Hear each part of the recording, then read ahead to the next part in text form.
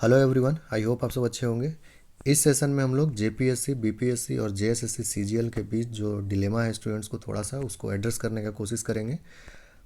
JPSC का mains हो या 67वां बीपीएससी का एग्ज़ाम हो या फिर जेएसएससी सीजीएल जो फोर्थ कमिंग है, इन सब के बीच थोड़ा सा कन्फ्यूज़न हो रहा है। कैसे टाइम मैनेज करें, कैसे प्रायोरिटाइज़ करें, सिलेबस को कैसे कवर करना है, प्लस जो भी स्टूडेंट्स, नए स्टूडेंट्स जो एक्सपेक्ट कर रहे हैं कि उनका जेपीएससी पीटी में भी नाम आ सकता है रिजल्ट में और उनको मेंस देने का मौका मिल सकता है, उनको भी थोड़ा सा प्रॉब्लम हो गया क्योंकि मे भी पीटी में रिजल्ट नहीं होने के कारण वो दूसरे एग्ज़ाम में आराम से अपना तैयारी कर रहे थे। लेकिन अब एक नया एग्ज़ाम आ जाएगा तो डेफिनेटली थोड़ा सा मैनेज करने में प्रॉब्लम होगा टाइम को। ठीक है, तो इन सब को यहाँ पर कंसर्न्स जो है आपका, इसको एड्रेस करने का कोशिश करेंगे। आप लोग जो क्वेश्चन पूछे थे अलग अलग कॉम्बिनेशन में, कोई जेपीएससी और बीपीएससी के बारे में पूछे हैं, मैनेज करने के बारे में, कोई जेपीएससी और जेएसएससी सीजीएल के बारे में, तो इस तरह से अलग अलग कॉम्बिनेशन है। आगे देखेंगे हम लोग, ठीक है, कि कैसे क्या करना है।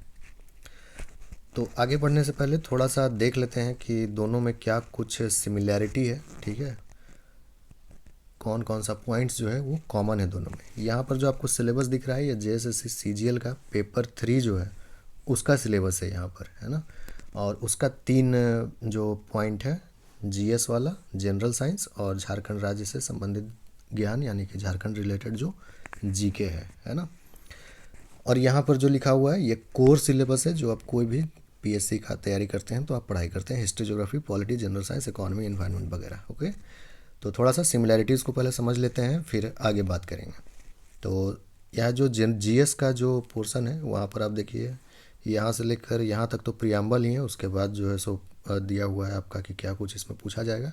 बेसिकली यहाँ पर आपको झारखंड, भारत और पड़ोसी देश यानी नेबरिंग कंट्रीज़ जो हैं, अब इन सब से रिलेटेड जो है आपको कोई भी क्वेश्चन पूछा जा सकता है ना, विशेष रूप से यथासंभव प्रश्न पूछे जा सकते हैं। ऑल राइट, तो झारखंड, भारत और नेबरिंग कंट्रीज़, इन सब के बारे में आपको पूछा जाएगा। ये इंटरनेशनल रिलेशन इसको नहीं समझ लीजिएगा, है ना, मतलब इन सब के बारे में पूछा जाएगा, इन सब के आपस के संबंध के बारे में नहीं, इन सब के बारे में, है ना, मतलब इनसे संबंधित प्रश्न पूछा जाएगा। ओके, ये हुआ वहाँ पर लिखने का मतलब। तो खैर ये तो एक तरह से आप कह सकते हैं सिलेबस का प्रियम्बल था, यहाँ से आपका मेन सिलेबस स्टार्ट होता है। ठीक है, तो आइए इसमें देखते हैं पॉइंट क्या क्या कॉमन है। तो देखिए, भारत का इतिहास, संस्कृति, कल्चर, है ना, स्वतंत्रता आंदोलन, ये तीनों जो है सो हिस्ट्री का पार्ट है, जो अगेन आप पीएससी में पढ़ाई करते ही हैं। ठीक है, नथिंग डिफरेंट। ऑल राइट, एक तरह से कह सकते हैं पीएससी का जो सिलेबस है उसी का ये सबसेट है, सबसेट यानी उसी का एक छोटा सा रूप है। ओके, तो संस्कृति देखकर कुछ कंफ्यूज नहीं होना है। हिस्ट्री जो आप पढ़ते हैं, जो भी बुक आप रेफ़र कर रहे हैं, उसमें जो भी कुछ आपको जैसे आर्ट एंड कल्चर से रिलेटेड मिलता है वही यहाँ पर उसका कहने का तात्पर्य है। ठीक है, पेंटिंग वगैरह हो गया, डांसिंग हो गया, आर्किटेक्चर हो गया, ये सब चीज़ जो भी आपको मिलता है पढ़ाई करते समय, पार्टिकुलरली मेडिएवल में, तो ये उसी का बात कर रहा है। ठीक है, उसके बाद फिर आता है भूगोल, ज्योग्राफी, इंडियन एग्रीकल्चर, भारतीय कृषि, प्राकृतिक संसाधन, नेचुरल रिसोर्सेज। ठीक है, तो ज्योग्राफी में आपको ये सब मिल जाएगा, ये सब अलग से दे दिया है तो डेफिनेटली इनसे क्वेश्चन पूछेगा, है ना। एक बात यहाँ पर ध्यान दीजिएगा कि जो भी अलग से दिया हुआ है स्पेशली, ठीक है, उससे तो क्वेश्चन आना ही चाहिए, तभी वो अलग से दिया है। ठीक है, उसका एक पर्पस रहा होगा मे बी। तो जो अलग से लिखा हुआ है उसको तो ज़रूर से पढ़िएगा। ठीक है, तो जैसे ज्योग्राफी जब पढ़ने बैठते हैं तो इंडियन एग्रीकल्चर और नेचुरल रिसोर्सेज वाला चैप्टर जो है अच्छे से पढ़ाई करेंगे। ऑल राइट, तो ज्योग्राफी भी है कॉमन पॉइंट। उसके बाद पर्यावरण यानी इन्वायरमेंट भी है, यहाँ भी इन्वायरमेंट है आपका। उसके बाद आर्थिक परिदृश्य यानी कि आपका इकोनॉमी, है ना, इकोनॉमिक सिनेरियो यहाँ पर है। ठीक है, आपको इनफैक्ट भारतीय कृषि, इंडियन एग्रीकल्चर और नेचुरल रिसोर्सेज जो है ये आपको इकोनॉमी में भी कई जगह दिया हुआ है, वहाँ से भी आप पढ़ लेंगे, कोई दिक्कत नहीं है। जितना ज़्यादा अच्छे से क्लियर रहेगा उतना ज़्यादा अच्छा रहेगा वहाँ पर को सॉल्व करने में क्वेश्चन को, क्योंकि इस इन सब से मुझे ऐसा लगता है श्योरली वो क्वेश्चन पूछेंगे, तभी वो अलग से लिखे हुए हैं इसको, है ना। उसके बाद फिर नेक्स्ट है आपका भारत का संविधान एवं राज्य व्यवस्था, देश का राजनीतिक प्रणाली और पंचायती राज, सामुदायिक विकास, पंचवर्षीय योजना, ये सब पॉलिटी का बात है जो कि अगेन आप पढ़ाई करते ही हैं। ठीक है, अपने पीएससी में। ऑल राइट, ये जो आपका कम्युनिटी डेवलपमेंट या जो 5 ईयर प्लान वगैरह, ये सब तो आपको इकोनॉमी में भी मिल जाएगा। तो आप देख रहे हैं कि ये जो जीएस का सिलेबस है इसमें आपका काफ़ी कुछ वही है जो कि आप पीएससी के लिए पढ़ते थे, तो आपको कोई विशेष परेशान होने का ज़रूरत है नहीं इस पोर्शन के लिए। जब एग्ज़ाम नज़दीक आएगा तो इसको थोड़ा सा प्रायोरिटाइज करके और प्रैक्टिस कर लेंगे थोड़ा ज़्यादा, है ना। अभी से परेशान होने की ज़रूरत नहीं है इस सेक्शन के लिए। थोड़ा सा जो डिफरेंट है वो आपको रहेगा यहाँ पर, है ना। जैसे भारतीय भाषा, पुस्तक, लिपि, राजधानी, मुद्रा, ये जो है थोड़ा सा अलग है, जो मे भी आप यहाँ पर कवर नहीं करते होंगे, ठीक है। बाकी समसामयिक विषय यानी current affairs, science and technology development, राष्ट्रीय अंतर्राष्ट्रीय पुरस्कार, खेल खिलाड़ी, महत्वपूर्ण घटना, ये सब आप करंट अफेयर्स में भी पढ़ते हैं, है ना। और यहाँ पर चूँकि स्पेसिफिकली मेंशन नहीं है कि ये खेल खिलाड़ी और पुरस्कार करंट अफेयर्स से ही पूछा जाएगा, तो इसका मतलब ये भी हुआ कि उसमें भी कुछ स्टैटिक पूछ सकता है, ठीक है। जैसे किस खेल से संबंधित है ये खिलाड़ी, या कोई पुरस्कार है जो पूछ दिया जाएगा कि किस फील्ड में दिया जाता है ना। तो थोड़ा सा स्टैटिक क्वेश्चन भी आप एक्सपेक्ट कर सकते हैं यहाँ पर, ओके। तो थोड़ा सा यहीं पर डिफरेंट है।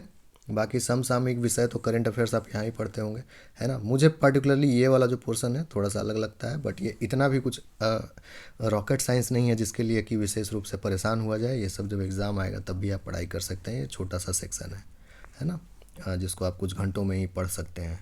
ऑलराइट, तो ये है आपका जीएस का सिलेबस। उसी तरह सामान्य विज्ञान, जनरल साइंस, अगेन आप पीएससी में भी पढ़ाई करते हैं, आप यहाँ पर भी पढ़ाई करते हैं, तो वो भी एक पॉइंट है कॉमन दोनों में। और अगर आप जेपीएससी का तैयारी किए हैं कभी भी, या अभी भी पीटी क्वालिफाई किए हैं तैयारी करके और मेंस का तैयारी कर रहे हैं, तो डेफिनेटली झारखंड से रिलेटेड चीज़ भी आपको ऑलरेडी पता है, ठीक है। तो अभी बात करेंगे कि अगर आप जान रहे हैं, पहले से पढ़े हुए हैं, तो इसका क्या बेनिफिट है, ठीक है।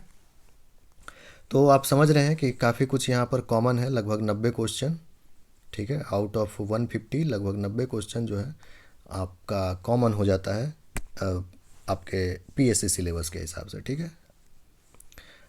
जो कॉमन नहीं है वो है ये 3, ठीक है। सामान्य गणित, मैथमेटिक्स, आपका मेंटल एबिलिटी, और कंप्यूटर का ज्ञान, है ना, कंप्यूटर साइंस जो है। इसमें कंप्यूटर साइंस वाला टॉपिक जो है मेरे ख्याल से ये अक्रॉस द स्पेक्ट्रम सबके लिए एक जैसा है, इसमें ज़्यादा कुछ प्रैक्टिस करने जैसा नहीं है, ठीक है।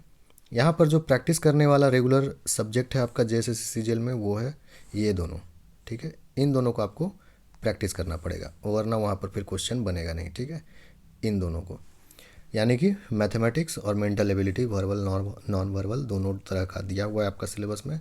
आपको इसको जो है प्रैक्टिस करना पड़ेगा पर्टिकुलरली वो जो कि साइंस बैकग्राउंड के नहीं है, या फिर स्कूल में जिनको मैथमेटिक्स से डर लगता था, तो थोड़ा सा आपको इसको मेहनत करना पड़ेगा यहाँ पर। और ये अलग है पीएससी के आपके सिलेबस से, है ना।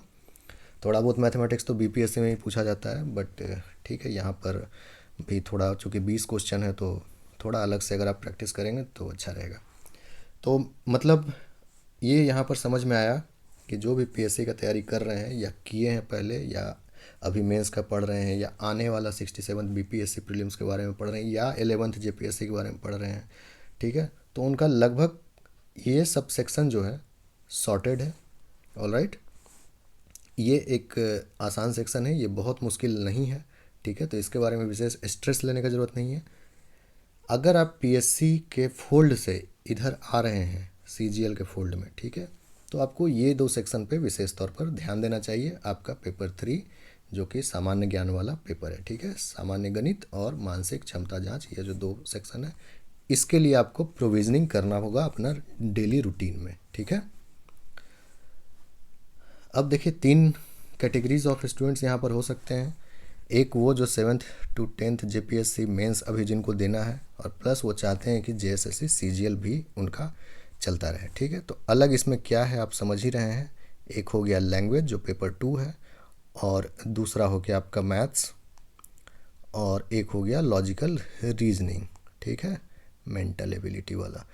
ऑलराइट, तो ये जो 2-3 टॉपिक है, इसी के लिए आपको प्रोविजनिंग करना है, ठीक है, अपना रूटीन में। ऑलराइट, तो आप लगभग जो है इसमें 1-1 घंटा का समय निकाल सकते हैं। जाहिर बात है आप एक्स्ट्रा चीज़ करिएगा तो आपको समय भी एक्स्ट्रा देना पड़ेगा यहाँ पर, है ना। तो लगभग 1-1 घंटे का समय जो है आपको इसको देना ही देना पड़ेगा, तभी इसमें आप जो है सो थोड़ा पॉजिटिव रिजल्ट एक्सपेक्ट कर सकते हैं, ठीक है, क्योंकि कंपटीशन हर जगह बहुत ज़्यादा है।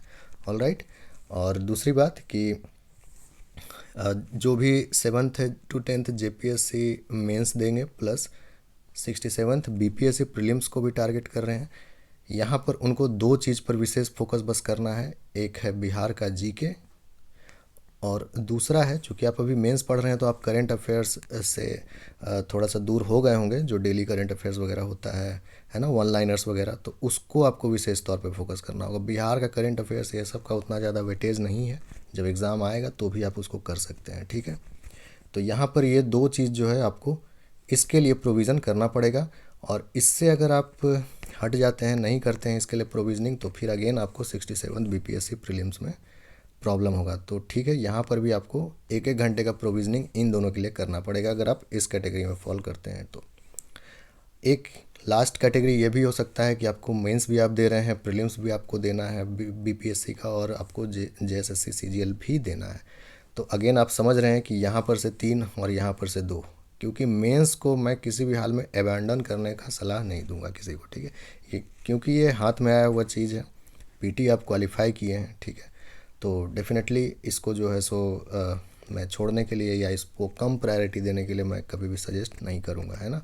और अभी ऐसा भी नहीं है कि एग्ज़ाम जो है कल ही हो रहा है, अभी समय है एग्ज़ाम होने में, तो इसको आराम से किया जा सकता है। ऑलराइट, तो इसको जो है सो छोड़ नहीं सकते हैं। हाँ, एक केस ये हो सकता है कि बिल्कुल भी आपका मेंस का तैयारी नहीं हो पाया है, ठीक है, या फिर मे बी अब आगे आपको टाइम नहीं मिलने वाला है किसी वजह से तैयारी करने के लिए, तो आप सोच रहे हैं कि सीजीएल दिया जाए या फिर 67 बीपीएससी का अच्छे से तैयारी किया जाए, क्योंकि उसमें अभी टाइम है, पहले पीटी होगा और मेंस में तो अभी काफ़ी समय है, ठीक है।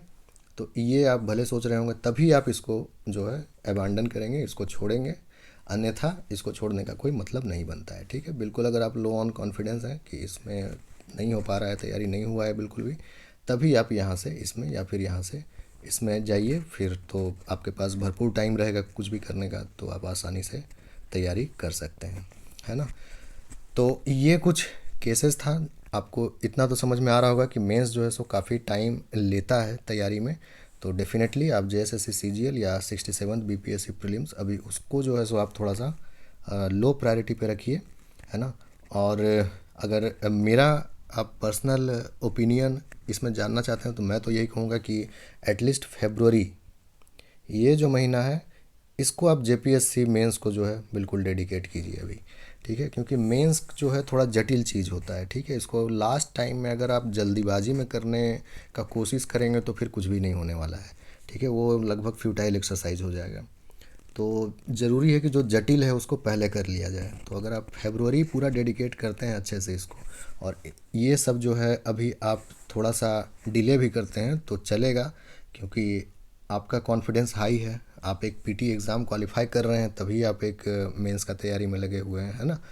तो वो जो कॉन्फिडेंस बिल्डअप हुआ है वो आपको काम आएगा इस एमसीक्यू बेस्ड क्वेश्चंस को सॉल्व करके इन एग्ज़ाम्स को भी क्वालिफाई करने में, ठीक है। कॉन्फिडेंस भी एक बहुत बड़ा चीज़ होता है। तो फरवरी जो है कम से कम अभी आप जेपीएससी मेंस का तैयारी कीजिए अच्छे से। और एक कंसर्न जो है वो नए स्टूडेंट्स का भी है, ठीक है, जो कि एक्सपेक्ट कर रहे हैं कि उनका जो है सो तैयारी कैसे होगा, वो पिछड़ गए हैं जो पहले से तैयारी कर रहे हैं। देखिए ऐसा कुछ नहीं है, सिलेक्शन किसी का भी हो सकता है, और पहले से तैयारी करने जैसा कुछ नहीं होता है। ऐसा होता तो फिर तो 5 साल से जो तैयारी कर रहे हैं बस उन्हीं का सिलेक्शन होता, ठीक है। तो इन सब चीज़ों के बारे में मत सोचिए कि कोई कितना पढ़ लिया है। आप अपने आप को देखिए क्या क्या लूप होल्स है, उसको फटाफट करने की कोशिश कीजिए अगर जेपीएससी आपका प्रायोरिटी है तो, है ना।